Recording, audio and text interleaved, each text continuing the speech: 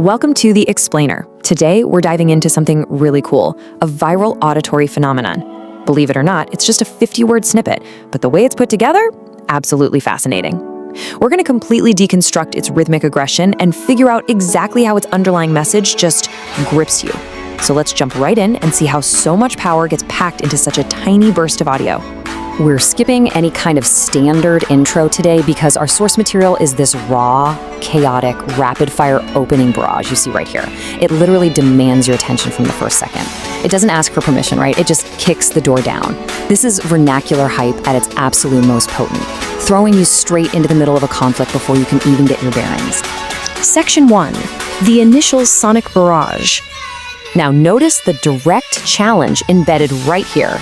It's delivered with this breathless speed that establishes absolute dominance before the beat even drops. Roughly translated, it means, what will you tear apart?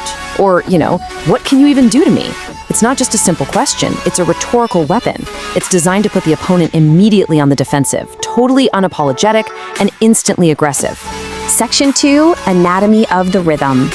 Okay, so right after that, the audio violently shifts from that breathless, unpredictable chaos into a highly structured, almost hypnotic beat.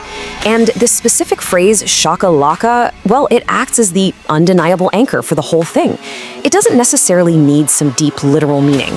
Musically, it serves as the structural heartbeat of the rhythm, giving us, the listeners, something really reliable to hold on to. And just look at the math on this for a second. In a transcript of just 50 words, this exact phrase is repeated 8 distinct times. 8! Think about that density. In such a tiny micro-audio space, repeating a phrase that many times just proves its mathematical importance as a rhythmic tool. It becomes this chant, right? A grounding mechanism that pulls all that chaotic energy into a tight, focused loop. Moving on to Section 3, Variations of the Anchor. Now, the creator doesn't just repeat the anchor mindlessly. Honestly, if they did, we'd probably tune out after the third loop. Instead, they meticulously modify it with these hard percussive prefixes. Words like banduk, which means gun, boom, and room. These hard consonant sounds act exactly like drum hits, keeping us hooked on the cadence while relying on that familiar shaka-lakaka to finish out the measure. This brilliantly illustrates the formula they're playing with. Over on the left, we've got the explosive, automatopoeic sounds, words that actually sound like the impact they're describing. And then on the right, we have the constant suffix, our reliable anchor.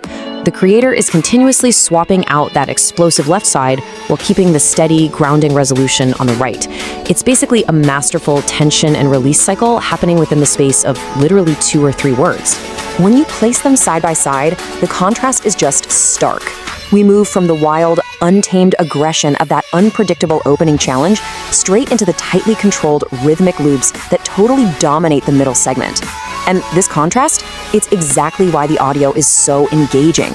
It grabs you with chaos and then completely traps you in its rhythm. So the big takeaway here is this distinct 3-step progression.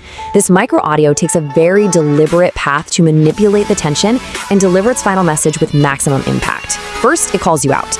Then it locks you into a rhythm to make absolutely sure you're listening. And finally, just when you're completely hypnotized by the beat, it gears up for the grand finale. Which brings us to Section 4, the final defiant statement. After riding out that hypnotic repetition of the chorus, the audio suddenly snaps right back to absolute, undeniable clarity for its ultimate message. The climax here is this incredibly powerful, swagger-filled declaration. As long as this boy is standing on the field, the match is far from over. It's such a potent statement of endurance. It literally takes all that built-up energy from the rhythmic section and channels it into one laser-focused assertion of dominance and resilience. It tells the listener and the opponent, hey, the game isn't finished until I say it is. Ultimately, this 50-word snippet completely transcends its literal translation. It leaves us with a universally resonant metaphor about endurance and defiance. It kind of forces us to look at our own lives, the battles we fight and the places where we flat out refuse to back down. So, as we wrap up this explainer, I want to leave you with this final thought. When the chaos hits and the rhythm gets intense, what field are you stubbornly standing your ground in? Something to think about, for sure. Thanks so much for joining me on this lyrical deep dive, and I'll catch you in the next one.